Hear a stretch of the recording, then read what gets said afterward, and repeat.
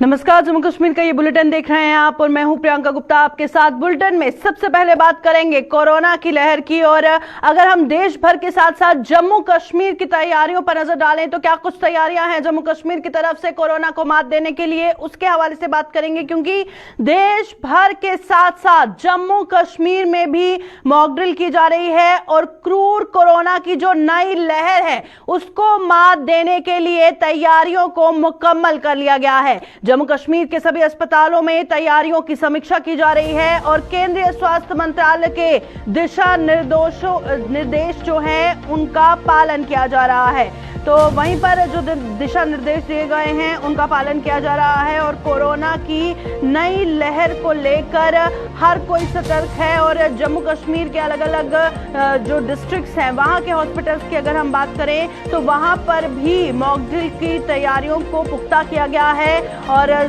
खास तौर पर अगर हम ऑक्सीजन जनरेशन प्लांट की बात करें तो उस पर भी मॉक ड्रिल में विशेष तौर पर उसको चलाकर ही स्थिति को पुख्ता किया जाएगा। कोरोना संक्रमण से निपटने के लिए स्वास्थ्य विभाग ने पूरी तरह से कमर कस ली है और इसी के मद्देनजर तैयारियों को जांचने के लिए जम्मू और कश्मीर संभाग के जो मुख्य अस्पताल हैं वहां पर मॉक ड्रिल करवाई जा रही है। और कहां-कहां पर मॉक ड्रिल हो रही है उसके हवाले से आपको जानकारी पहुंचाएंगे। साथ ही ये भी देखा जा रहा है कि कितनी जैसे अस्पतालों में पहले कंप्लेंट्स आती थी कि बेड की अवेलेबिलिटी नहीं है या फिर ऑक्सीजन की कमी पाई जा रही है, तो उसे लेकर भी चीज़ों को ध्यान में रखा जा रहा है। और कई देशों में एक बार फिर से कोरोना संक्रमण का जो कहर दोबारा शुरू हुआ है उसे लेकर जो पड़ोसी देश है चीन वो सबसे ज्यादा प्रभावित हो रहा है। खबरों के अनुसार जिस तरह से रोजाना लाखों कोरोना संक्रमण के मामले वहां से सामने आ रहे हैं और अब तक कई लोगों की जान भी चली गई है और अब कई देश इससे कोरोना की नई लहर से निपटने के लिए सारी तैयारियों को मुकम्मल कर रहे हैं। वहीं पर अगर हम भारत देश की बात करें और अब जम्मू कश्मीर की तैयारियां आपके सामने रखेंगे कि क्या कुछ तैयारियां कर ली गई हैं, क्योंकि मॉक ड्रिल जिस तरह से करवाई जा रही है। और साथ ही बात करें कि कोरोना संक्रमण से बचने के लिए देश में पहले ही प्रबंध पूरे कर लिए गए थे और चीन की जिस तरह की फिलहाल हालत है उसे देखकर जो तस्वीरें दिल दहला देने वाली सामने आ रही हैं उसे लेकर अब हर कोई सतर्क है और तैयारियों को किस तरह से अस्पतालों में मुकम्मल किया जाए उस पर ध्यान दिया जा रहा है। मॉक ड्रिल के हवाले से आप तक जानकारी पहुंचाएंगे जम्मू से हमारी जो संवाददाता है रितिका राजपूत, वो थोड़ी देर में ज्वाइन करेगी और कठुआ से भी हमारे नुमाइंदे ज्वाइन करेंगे। उनसे जानेंगे कि क्या कुछ ग्राउंड पर तैयारियां की जा रही हैं और खास तौर पर ऑक्सीजन जनरेशन प्लांट को चलाकर ही स्थिति को पुख्ता किया है। और जिला अस्पताल में केंद्र सरकार की तरफ से 2 जनरेशन प्लांट लगाए गए। और साथ ही बात करें कि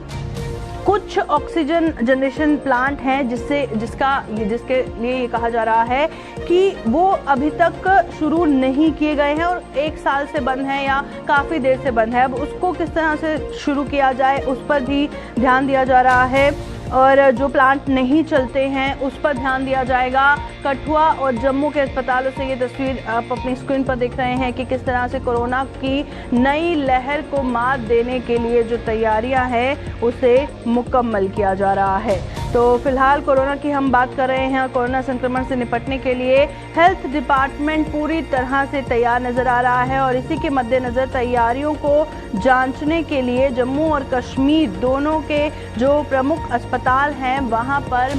मॉक ड्रिल जो आयोजित की गई है उस हवाले से आप तक जानकारी पहुंचाएंगे। और अगर बात करें कि किसी भी तरह की कहीं पर किसी अस्पताल में अगर तकनीकी खामी नजर आ रही है या ऑक्सीजन सप्लाई के हवाले से कोई कंप्लेन है उसे दूर करने का पूरा कोशिश किया जाएगा। चलिए जम्मू का रुख करते हैं। जम्मू से हमारी संवाददाता रितिका राजपूत हमारे साथ लाइव ज्वाइन कर चुकी हैं। कठुआ का रुख करते हैं, हमारे साथ हमारे संवाददाता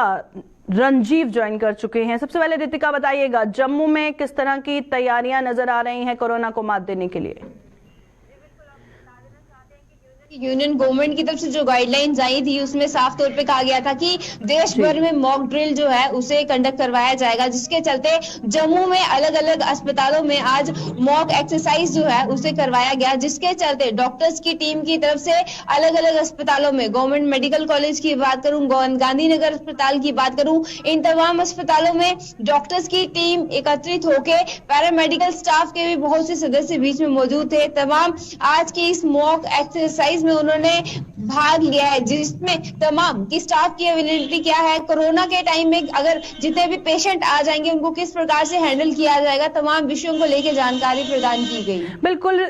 वहीं पर रंजीव हमारे साथ है। रितिका बने रहिए हमारे साथ। रंजीव, कठुआ से जानकारी दीजिएगा, वहां पर किस तरह से तैयारियों को मुकम्मल किया जा रहा है ताकि किसी भी तरह की कोई परेशानी पेश ना आए। प्रियंका, मैं आपको बताऊं कि जैसा कि हमारे पड़ोसी मुल्कों में कोविड का जो एक बार फिर से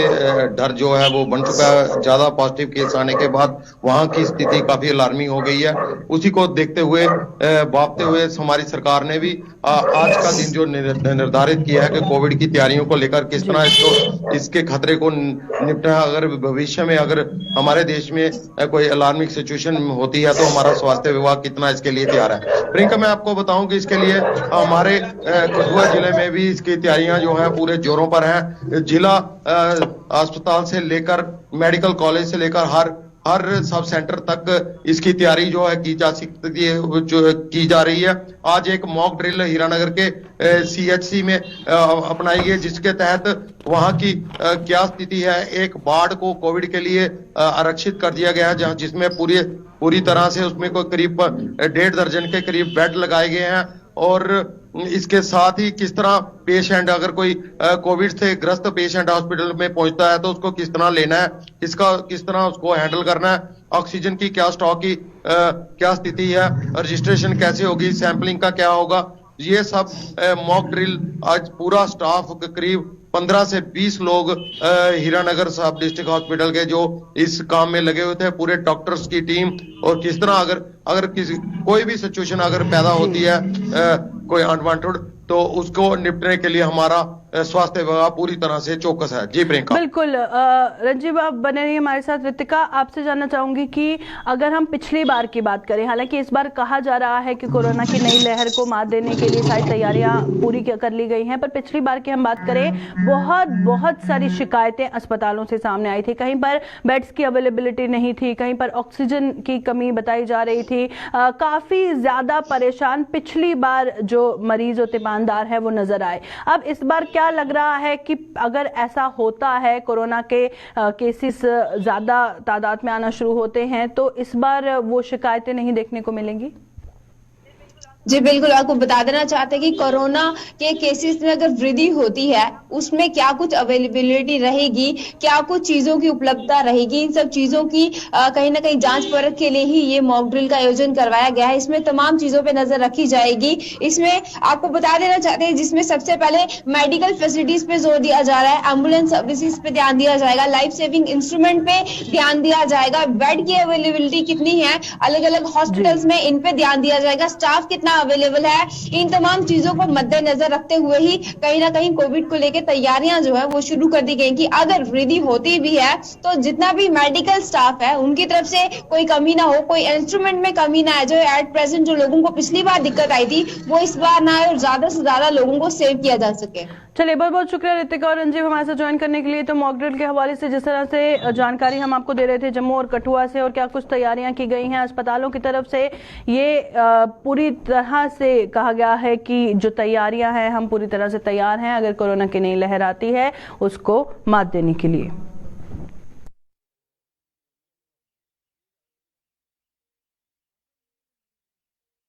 तो चलिए अब बात करते हैं भारत जोड़ो यात्रा की। और अगर हम भारत जोड़ो यात्रा की बात करें तो जम्मू कश्मीर में क्या कुछ है आपको बताएंगे, क्योंकि सबसे पहले अगर हम बात करें राहुल गांधी की भारत जोड़ो यात्रा की तो कश्मीर में भी उसे लेकर मंथन हुआ है और AICC महासचिव KC वेणुगोपाल ने श्रीनगर में इसे लेकर बैठक की है। जनवरी महीने में भारत जोड़ो यात्रा जम्मू कश्मीर पहुंचेगी और जब जम्मू कश्मीर जनवरी में पहुंचेगी, तो उसको लेकर पहले तैयारियां किस तरह से की गई हैं उस हवाले से आप तक जानकारी पहुंचाएंगे। वहीं पर कल हमने आपको बताया था कि किस तरह से महबूबा मुफ्ती ने भी भारत जोड़ो यात्रा को लेकर अपना समर्थन दिया है। अब बाकी जो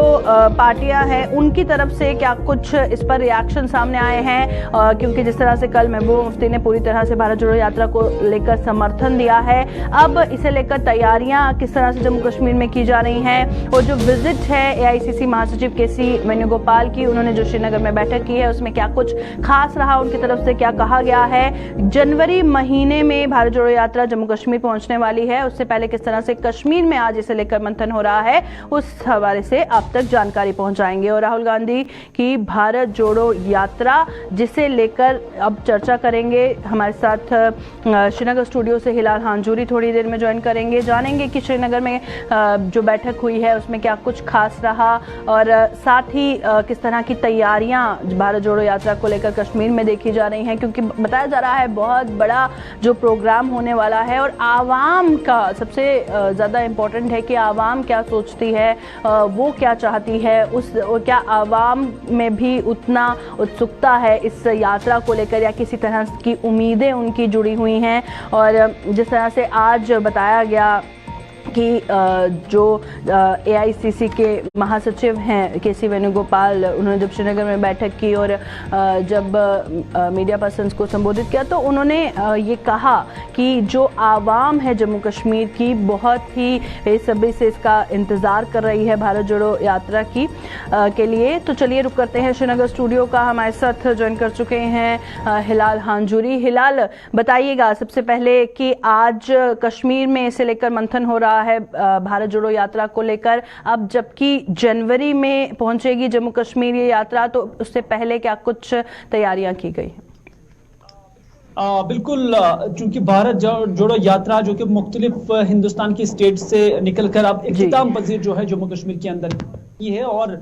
जनवरी के आखिर में ये यात्रा यहां पर पहुंचेगी और यहीं पर इख्तिताम पजीर हो जाएगी और यहां पर फिर राहुल गांधी नेशनल फ्लैग जो है वो होस्ट करेंगे। तो इस तरह से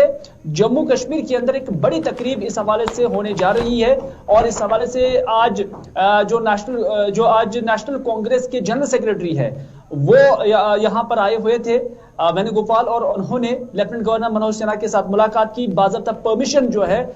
इस निस्बत हासिल किया है। और उनका कहना है, जो उन्होंने प्रेस कॉन्फ्रेंस दी है उसमें उन्होंने ये कहा कि लेफ्टिनेंट गवर्नर इंतजामिया ने उन्हें यकीन दहानी कराई है कि उन्हें मुकम्मल ताउन फराहम किया जाएगा और जो कुछ रिक्वायरमेंट सिक्योरिटी या बाकी मामला के होंगे वो यूटी एडमिनिस्ट्रेशन की जानब से प्रोवाइड किया जाएगा। लेकिन एक अहम बात जो उन्होंने कही है कि जब राहुल गांधी जम्मू कश्मीर पहुंचेंगे तो यहां आकर नेशनल कॉन्फ्रेंस के सदर डॉक्टर फारूक अब्दुल्ला, उमर अब्दुल्ला, महबूबा मुफ्ती और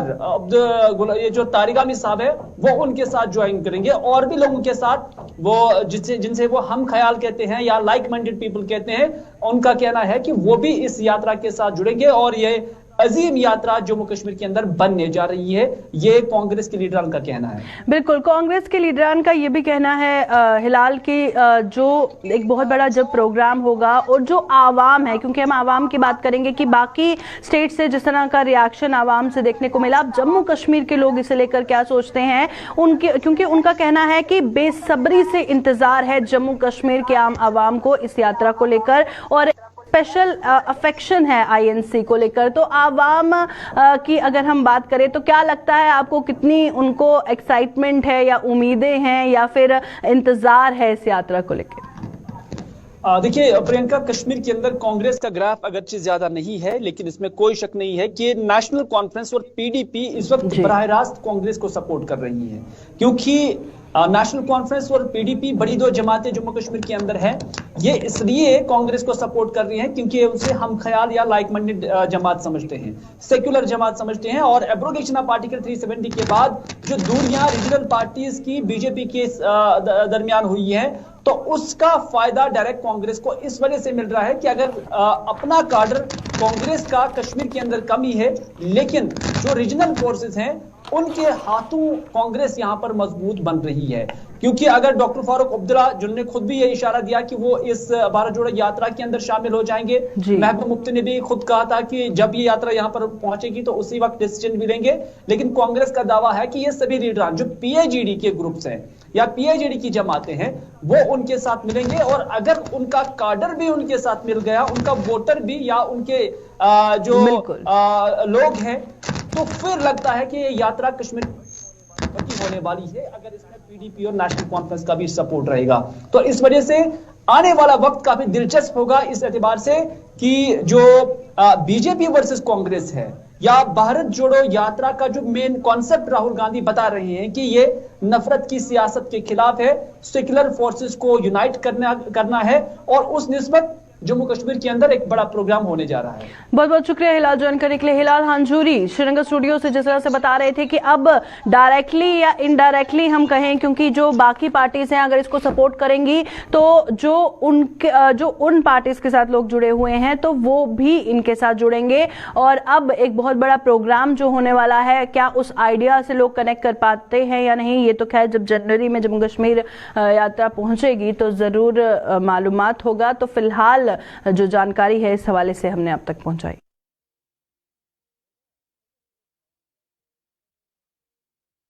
तो चलिए अब रुक करते हैं पुंछ का, और अगर हम पुंछ की बात करें तो पुंछ में बंकरों की जो हालत है उसकी कहेंगे खस्ता हालत है, जिससे लोग वहां के काफी परेशान हैं। पुंछ के सीमावर्ती सब्जियां इलाके में बंकरों की जो जर्जर हालत हुई है उससे लोग गुहार लगा रहे हैं इंतजामिया से कि इस ओर ध्यान दिया जाए। सामुदायिक बंकरों की मरम्मत ना होने से लोगों की चिंताएं बढ़ी हैं और सरकारी खजाने को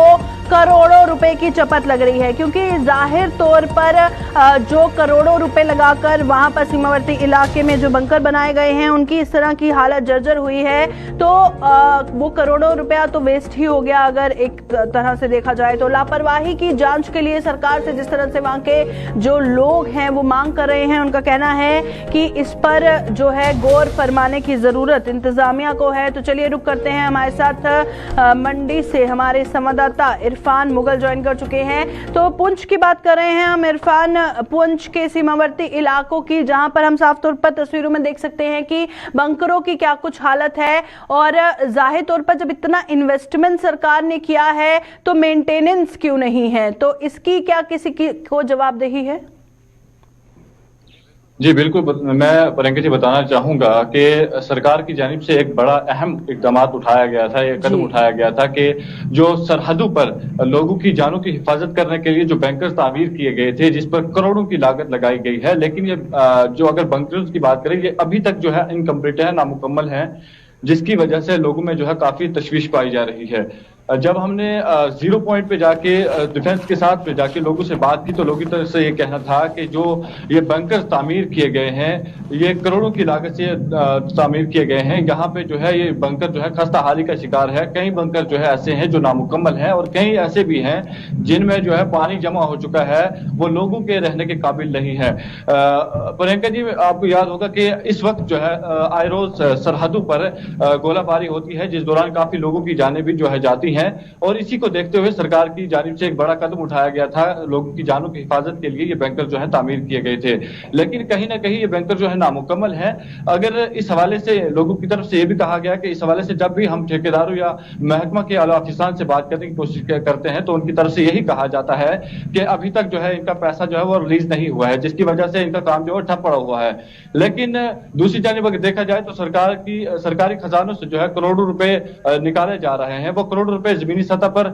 किस तरह से आवाम के मफाद के लिए इस्तेमाल किए जा रहे हैं, वो एक देखने की वजह है और वो एक बड़ा सवाल भी है। जी प्रियंका जी। बिल्कुल, बहुत बहुत शुक्रिया इरफान ज्वाइन करने के लिए। तो इरफान पुंछ से जानकारी दे रहे थे कि वहां पर सीमावर्ती इलाकों में जो बंकर बनाए गए हैं करोड़ों रुपए की लागत से, उस पर कोई भी गौर नहीं फरमा रहा है, जिसके चलते वहां के लोग परेशान हैं और वो गुहार लगा रहे हैं कि इस पर जो है जल्द से जल्द कुछ किया जाना चाहिए ताकि वहाँ जो लोग रहते हैं उनकी जो जानें हैं, वो जो कीमती जानें हैं वो बच सके, और लापरवाही की जांच के लिए भी सरकार से उन्होंने गुहार लगाई है।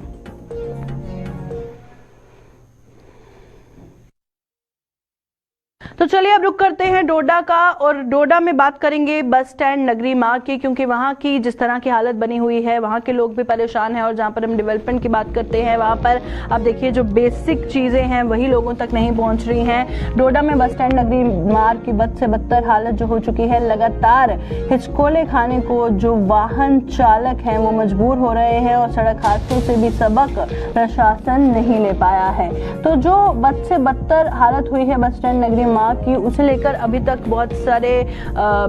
जिस तरह से हादसे भी पेश आए हैं और जो आवाजाही होती है, वाहन चालक वहां से गुजरते हैं तो उन्हें चाहे 2 व्हीलर हो, 4 व्हीलर हो या फिर हैवी मोटर व्हीकल हो, उनको चलाने में दिक्कत होती है, जिसे लेकर वो काफी परेशान है। और जो पहले सड़क हादसे हो चुके हैं उससे भी प्रशासन सबक नहीं ले पाया है। और डोडा में जिस तरह से बस स्टैंड नगरी मार्ग की काफ़ी देर से लोग गुहार कर रहे हैं कि इसकी जो हालत है वो सुधरनी चाहिए, क्योंकि बद से बदतर इसकी हालत हो चुकी है और लगातार जो वाहन चालक हैं वो गुहार लगा रहे हैं। तो तस्वीरें इस वक्त आप अपनी स्क्रीन पर देख रहे हैं। तो चलिए रुक करते हैं डोडा का। हमारे साथ हमारे नुमाइंदे वसीम लाइव ज्वाइन कर चुके हैं। जी वसीम, बताइएगा कि ये जो हालत हम देख रहे हैं फिलहाल, क्या इससे पहले कुछ एक्सीडेंट्स हुए हैं इस बदतर हालत के कारण, और अभी भी कितना वक्त हो गया है जो इस पर गौर नहीं फरमाया गया? देखिए, आपने देखा होगा कुछ दिनों पहले मैंने बस स्टैंड के अंदर एक स्टोरी की थी। ओल्ड बस स्टैंड के अंदर एक खड्डा बीच रास्ते में था, बताया था कि जल्द से जल्द खड्डा बंद किया जाएगा, जो अभी तक नहीं हुआ है। और अब देख रहे हैं कि डोडा का जो नगरी का इलाका है, जो रास्ता अलग अलग जगहों पे जो रास्ता जुड़ता है, जो हमारी नई आबादी है, नई बस्ती है, उसको भी रास्ता जुड़ता है। डोडा घाट रोड का रास्ता, इसी रास्ते से वो लोग भी जाते हैं मेडिकल कॉलेज के लिए, यानी कि कई सारे इलाकों को यह रास्ता जुड़ता है। मगर इस रास्ते की कंडीशन आप देखेंगे किस तरह की है। और कुछ दिनों पहले मैंने डिप्टी कमिश्नर डोडा से भी फोन पे बात हुई थी, उन्होंने बताया था कि जल्द से जल्द इस रास्ते को ठीक किया जाएगा। मगर हम देख रहे हैं कि आरएडबी के अंदर ये आता है, आरएडबी ने अभी तक इस रास्ते को मेंटेन नहीं किया, जिसको मेंटेनेंस की काफी जरूरत है। आप ड्रेनेज सिस्टम का हाल देख सकते हैं कि ड्रेनेज सिस्टम का किस तरह का हाल है। मगर कुछ टाइम मैंने जब डिप्टी कमिश्नर डोडा से बात की थी, उन्होंने ये बताया था कि एक भरोसा दिया था जल्द से जल्द इस रास्ते को ठीक किया जाएगा। मगर रास्ते की कंडीशन जो है वो बहुत बुरी है और लोग भी कहीं ना कहीं काफी ज्यादा परेशान देखने को मिल रहे हैं। जी बहुत बहुत शुक्रिया वसीम ज्वाइन करने के लिए। वसीम हमें डोडा से जानकारी दे रहे थे कि इसके कारण सड़क हादसे भी पेश आ सकते हैं, जिसके चलते इंतजामिया जो है इस पर गौर फरमाने की ज़रूरत है। तो डोडा का बस स्टैंड नगरी मार्ग जहां पर हालत बद से बदतर हो चुकी है और अभी तक प्रशासन इस पर जो है ध्यान नहीं दे पाया, और जो पहले सड़क हादसे हो चुके हैं उससे भी सबक नहीं ले पाया है, और लगातार वाहन चालकों को यहाँ पर गुजरने से जो है परेशानी पेश आ रही है। जम्मू कश्मीर में सर्दी का प्रकोप बढ़ने से लोग ठिठुरने को मजबूर हो रहे हैं और मैदानी इलाकों में धुंध और कोहरे ने आम जनजीवन अस्त व्यस्त करके रख दिया है और ठंड से बचाव के लिए हर तरह के उपाय अपनाते नजर आ रहे हैं। सर्दी बढ़ने के साथ ही गर्म कपड़ों की बिक्री ने भी जोर पकड़ लिया है। शोरूमों में तो भीड़ नजर ही आ रही है, साथ ही साथ सड़कों के किनारों पर रेडी फड़ियों पर बिकने वाले गर्म कपड़ों के प्रति भी लोगों का बेहद रुझान देखा जा रहा है। इन कपड़ों की क्वालिटी तो उम्दा होती ही है, साथ ही साथ इनकी कीमत भी बेहद कम होती है, जिसके चलते ये लोगों की पहली पसंद बन चुका है। जी सर, सर्दी तो थोड़ा बढ़ती जाती है सर, मगर लोगों में एक ही रिक्वेस्ट है, लोगों को इधर आना चाहिए। रेट भी बिल्कुल कम है, इधर तो सब लोग आते हैं, आजकल सब लोग आते हैं, मगर कोई लेता है कोई नहीं लेता है। हमें लोगों को यही गुजारिश करना है, इधर हर कोई रेट का अवेलेबल है सर। 100 रुपए से कम 500 तक रेट है इधर सर। बिल्कुल ठंड है सर, कोहरा तो सही है। अगर सुबह 4 बजे की बात करें तो पूरा जम्मू में इतना ठंड पड़ता है सर, इतना धंध पड़ता है इधर, कहने की बात नहीं है सर। जब हम कहाँ पे निकला 10 बजे से, आपका मौसम बिल्कुल साफ हो रहा है सर दिन को। अभी सर्दियों का मौसम शुरू हो गया जी, जैकेट्स वगैरह काफी यहाँ बिक रही है लोगों की, तो वही हम देखने आए हैं। आज 2-3 दिन में काफी सर्दी बढ़ गई है, आने वाले दिनों में और बढ़ जाएगी। देखो सर्दी बहुत बढ़ रही है, ठंड पड़ रही है, कोहरा पड़ रहा है, लोगों को गर्म कपड़े चाहिए डालने के लिए। जहाँ बिकते हैं लामा चौक में तो लेने चाहिए, खरीदने चाहिए, डालने चाहिए। गर्म कपड़े से भी होता है ज्यादा बचाव, गर्म कपड़े डालने से ही सर्दी को ज्यादा आता है।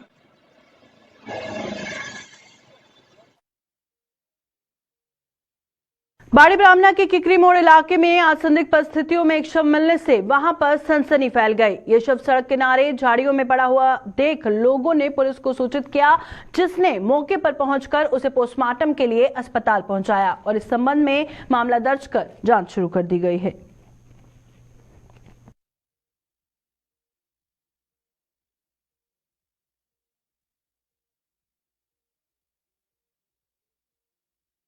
वारिसपुरा के मियां कोटली फतेह के वार्ड नंबर 3 में जेके और गुलिस्तान न्यूज चैनल की खबर का असर देखने को मिला है। दरअसल यहां पर बिजली का ट्रांसफार्मर खराब हुए करीब 3 महीने बीत गए थे और स्थानीय लोगों को काफी दिक्कतों का सामना करना पड़ रहा था, लेकिन उनकी कहीं पर भी सुनवाई नहीं हुई। अब जेके और गुलिस्तान न्यूज चैनल ने इस खबर को प्रसारित किया और उसके बाद संबंधित विभाग ने हरकत में आते हुए फौरन वहां पर नया बिजली ट्रांसफार्मर लगा दिया और स्थानीय लोगों ने इसके लिए न्यूज चैनल का आभार जताया है। जेके गुलिस्तान वाले बहुत शुक्रिया जोड़ा कोटली मियां फतेह अपने 3 नंबर वार्ड में ट्रांसफर साढ़े 3 महीने हुई है इन्नी बत्ती की इन्नी परेशानी ही अज वो ट्रांसफर लग्या सानू इन्नी तंग होते हैं बच्चे भी पढ़ना होंदा न्हेरा हो जाता बोझ इन्ना ज़्यादा तो बच्चे तंग हो गेदे सानू डेली तंग हर तंग जिन्ना भी ग्रां के जिन्ने 3 नंबर वार्ड वाले जिन्ने भी सारे तंग हो गए अज असें ये जेके जाना गुलिस्तान ने बड़ा शुक्रिया किया जाए है जिन्हें अज साड़ी उन्हें बात सुनी तो साढ़ा कोटली मियां फतेह वाला 3 नंबर वार्ड वाला ट्रांसफर लगा। डिपार्टमेंट ने महाराज भी कन्नै लीटां ना जेह्ड़ियां लीटां कन्नै ओह्दे कारण जेह्ड़ा सड़दा ना ट्रांसफर उसी लीटां भी नमियां पाई जाए तारां जेह्ड़ियां ओह्दे कारण जेह्ड़ा ट्रांसफर सड़दा 3 महीने तारां थल्लै पेदियां बच्चे नंगा कुछ नंगा कोई मरी जंदा कोई जुम्मेवार कौन होंदा। अज इ'यै गौरमेंट असें इ'यै करने बिजली डिपार्टमेंट बोलना इंदा जेह्ड़ी लीटां भी चेंज कीती जाए जल्दी कोला जल्दी ये शुक्रिया जेह्ड़ा ट्रांसफार्मर लग्गी अज ये ट्रांसफार्मर बड़ा ओवरलोड चला दा हा ते असें डिपार्टमेंट अग्गें बड़ी अपील कीती एह्दे बारे च ते एह् साढ़े प्रयासें कन्नै लोकें दे सारें दे प्रयासें कन्नै अज चेंज होया ते मैं मैह्कमे दा और एक्सीडेंट साहब दा खास करियै बहुत बहुत शुक्रिया अदा करना चुने साने टाइम सिर ये ट्रांसफार्मर लाई दित्ता गया बाकी थोड़ी जी तारें दी लीटें दी प्रॉब्लम जिहदे कन्नै ओवरलोड चलदा है ते लोग भी पूरे डिपार्टमेंट कन्नै तालमेल रखते हैं किराया भी टाइम से टाइम जा रहा है तो मैं परतियै एक्सीडेंट साहब गी अपील करना चाहना है कि जिहड़ियां साडियां लीटां ने जां तारां साडियां खराब ने उहदी वजह कन्नै ये सरकार दा जां लोकें दी प्रॉपर्टी दा नुकसान हुंदा है ते खास कोई लोकें दा लोड नहीं है लोग अंडरलोड चलदे ने उपर ट्रांसफार्मर सड़ने दा मेन कारण ये है कि तारां बड़ियां ढिल्लियां ने तारां पुरानियां ने जिहदे कन्नै फॉल्ट हुंदा जिहदे कन्नै ट्रांसफार्मर सड़ी जंदा है ते मैं फिर पुरजोर अपील करना एक्सीडेंट साहब गी कि इसी तारें गी चेंज कराई दित्ता जा बहुत बहुत धन्यवाद। अभी के बुलेटिन में फिलहाल इतना ही, दीजिए इजाजत, नमस्कार।